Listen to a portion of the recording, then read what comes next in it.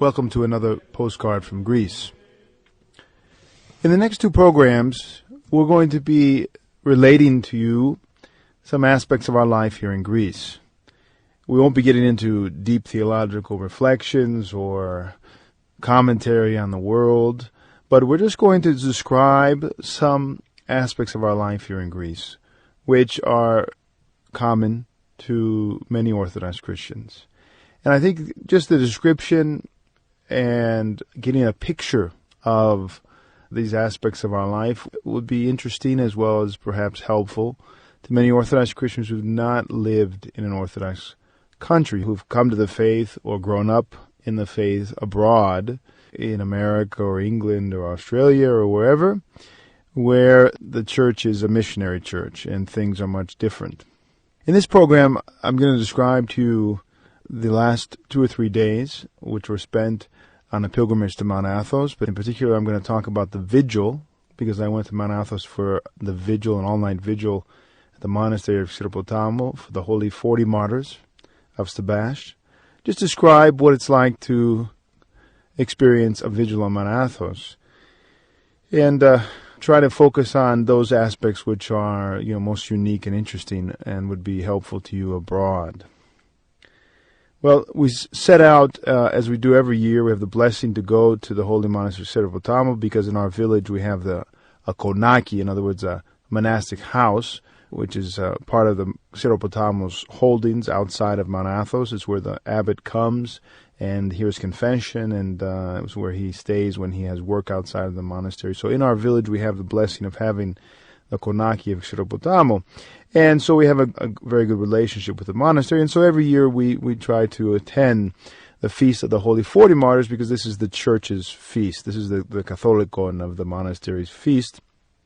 And although it usually falls in the midst of Lent and during the week, on Athos, the monastery of Syropotamo, they always translate it, let's say, to the nearest Saturday or Sunday. And this year it was on Sunday, because it was also the feast of the celebration of Sunday of the veneration of the cross, which is the third Sunday in Great Lent. And it happens that at the monastery of Syropotamo, they have the largest portion in the world of the Holy Cross. So it's always a particular bright feast and long vigil for the Holy Cross. Well, they combine that with the Feast of the Holy 40 Martyrs. And so we had an all-night vigil on Saturday night. And when we arrived at the monastery around noon, they served all the pilgrims who arrived with a meal, a fasting meal with oil. And then we were able to retire to our rooms to rest.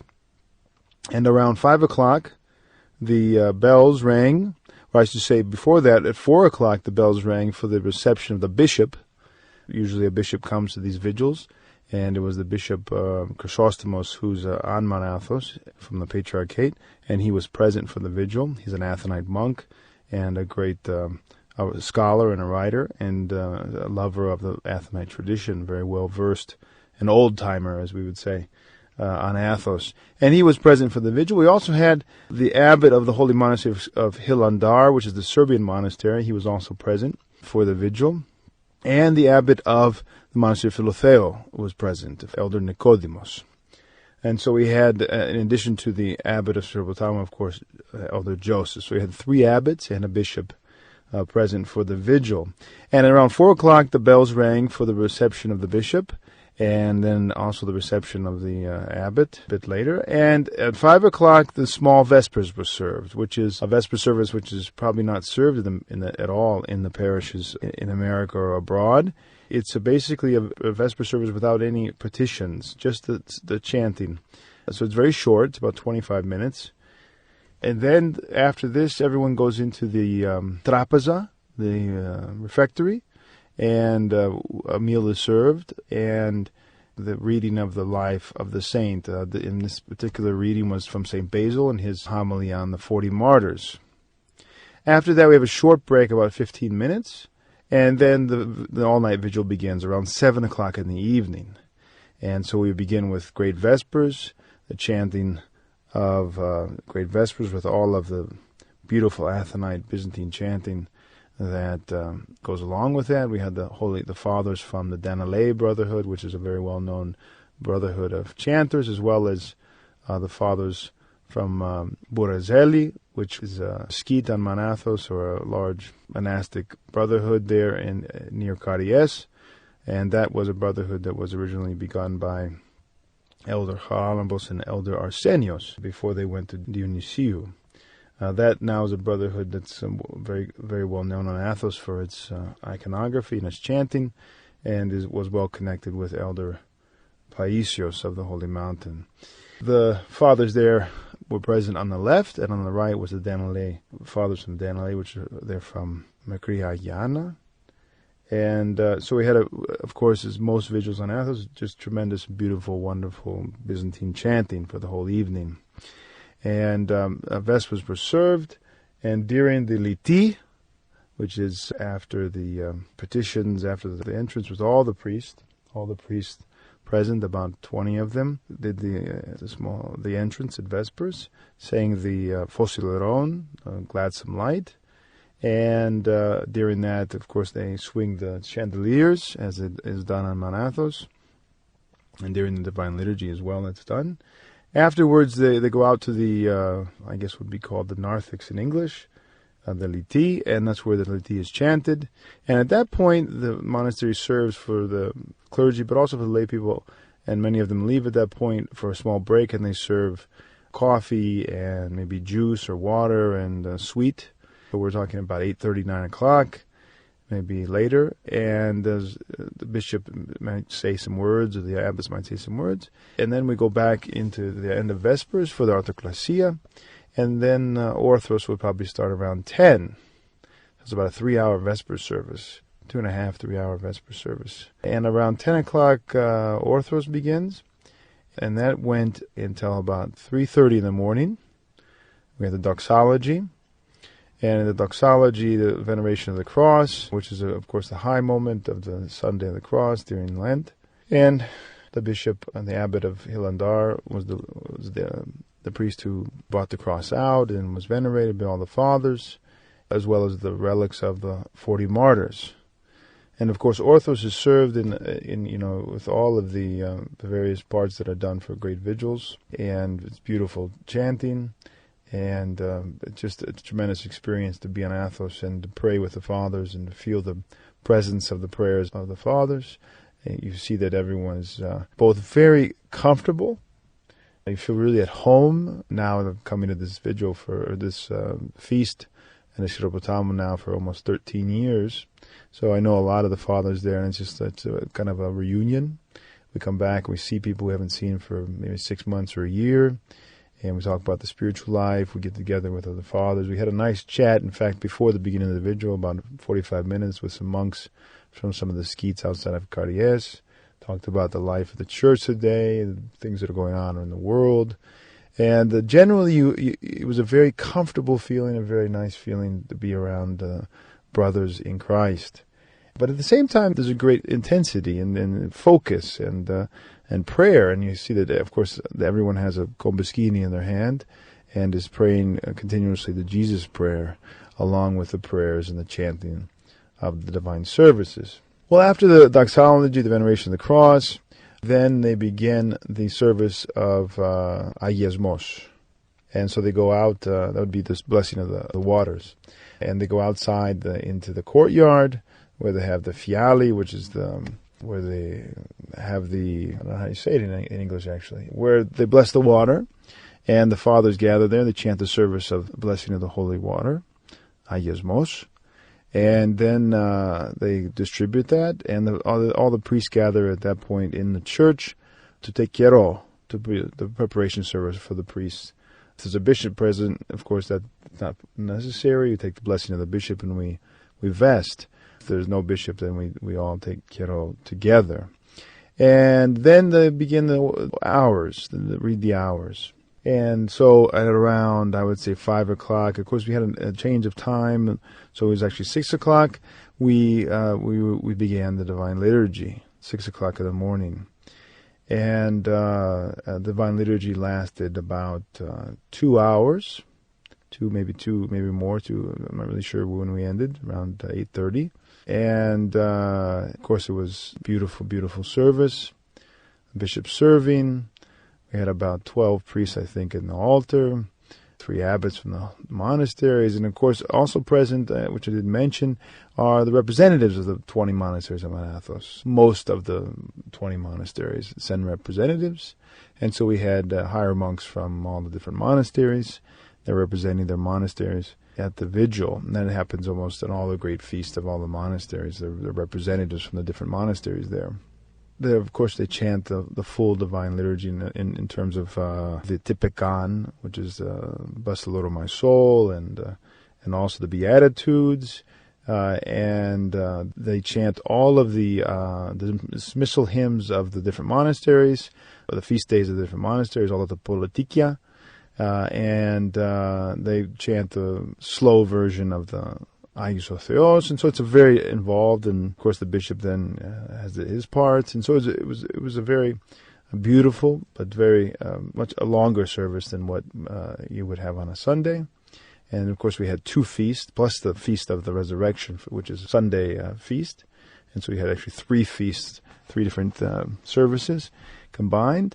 And so at the end, at the end of the Divine Liturgy, we had also the blessing of the Koliva of the 40 martyrs, and then we had the service of reading after the Vigil service of hearing the prayers after Holy Communion, and then a formal procession into the Trapeza, into the Refectory, which is a continuation of the service. And so the monks all have their exorasa, they're wearing their external cassock and a formal cassock, let's say. And they went into the refectory, where the continuation of the reading of the homily of St. Basil the Great on the 40 martyrs and the service of the meal. There was also a speech by the bishop and also some words by the abbot. Or actually, it was a speech by the abbot Methodios of Hilandar, and also a few words from the abbot of Xeropotam, Joseph. And then they sang Actionestin, is truly meat, and distributed the Panagia, which is a large piece of bread, which is blessed by the bishop, and each person takes a part of it, which is an ancient Christian tradition that was practiced even in the parishes about 400 years ago, 500 years ago. It's there's a witness to by St. Simeon of Thessalonica, very late in the 15th century. And so that's done with a chanting of "It is truly meat," Actionestin, and the 2 monks go around the whole refectory, which is probably a refectory that holds, I don't know, 200 or 300, maybe more. I'm not really sure. And they also cense the whole refectory. When that's finished, the prayers are read of Thanksgiving for the meal. And then we go back into the church, and we chant Polychronia for the bishop and Kyrie eleison, and it's a short service there as well. And then there might be served, in some monasteries, they're served sweets, and otherwise that's done in the afternoon. After the pilgrims depart, most pilgrims depart in the afternoon, they have the Mimosyno, the memorial service for the founders of the monastery. And that's a longer service than is done in the parishes. It's got a canon like the service of Orthros, and that takes place before Vespers. And the bishop was present for that. All the priests that were present served, and we chanted the memorial service for the founders of the monastery. And then we were received again in the great reception room, which is just a beautiful, large, ornate reception room, where there are thrones and chairs for all the visitors. And the bishop gave a very wonderful talk about monastic life on Mount Athos. And we talked about the challenges facing Mount Athos today. There are many challenges. There's a particular challenge by the government of Greece at this point. They've suspended all of the benefits that were guaranteed by the Greek law and Greek constitution, and now they're trying to exact a very large tax on Mount Athos, and so there's quite a struggle on the part of the monks to fight this off, because it really is going to make it very difficult for the monasteries, which have tremendous expenses. And so we talked a long time about this struggle and about the need of the monasteries to witness to the long 1,000-year tradition of Athos and what the monasteries offer to the world. Many people don't understand that, they don't know that, and so there's a lot of misinformation on the part of people who are far from the church in Greece. It's a long, could do a podcast just on this whole issue. So that was a very nice talk by the bishop, who's an old Athonite and knows a lot about what Athos is and has offered to the world. And then we talked also about questions of the faith, the struggle for the upholding the Orthodox faith in the face of a lot of compromises. And then we departed. So we had a vigil for about 13, 14 hours, and then we had the Vesper service and the memorial service in the afternoon. And many of the pilgrims left at that point, or even in the morning service. I stayed the evening, and I was able the next morning to get up after the service and go down to Carries, to the Panaguda skete, which was where Elder Paisius lived. We visited the fathers there who were disciples of Elder Paisius, and we had a very nice talk on the questions of the day that are facing the church today. And we were able to discuss some of those matters and what's being done, what can be done in the face of all these challenges to the church here in Greece. And that was a beautiful and wonderful little pilgrimage to the skete of the former skete of Elder Paisius, which is now occupied by his disciples, Elder Arsenios and Father Isaiah. We were able to take the bus back to Daphne, which is the port of Mount Athos on the western side, and we took the boat and departed Mount Athos on Monday at noon. And in the midst of all this, which I really wasn't able to describe, we had so many small little meetings with friends and monks and priests and abbots and discussions, and there's a tremendous feeling of brotherhood and brotherly love among all the pilgrims. And of course, a tremendous consolation that's given to the fathers during the struggle, but also to the lay people who are coming from abroad, from outside of Mount Athos. Tremendous sense of consolation. It's of great support for the faithful here. Mount Athos is tremendous support just to see the fathers, just to be around them. One immediately is encouraged to struggle, and it's a great, great blessing for the church here, and it has been, and we pray that it will be. But it certainly is. There certainly are great, great challenges facing the church today, and Mount Athos as well. But we pray, and we encourage you all to pray that God and the Mother of God will continue to protect and support Mount Athos, because it is such a tremendous source of grace and consolation to the faithful. And to me in particular, I've always just received tremendous benefit from every visit that I'm able to do to Mount Athos, and also from the presence of the fathers here in our village. And that concludes this podcast. In our next podcast, God willing, we'll describe to you a typical funeral that takes place in the village, which I think will be very interesting.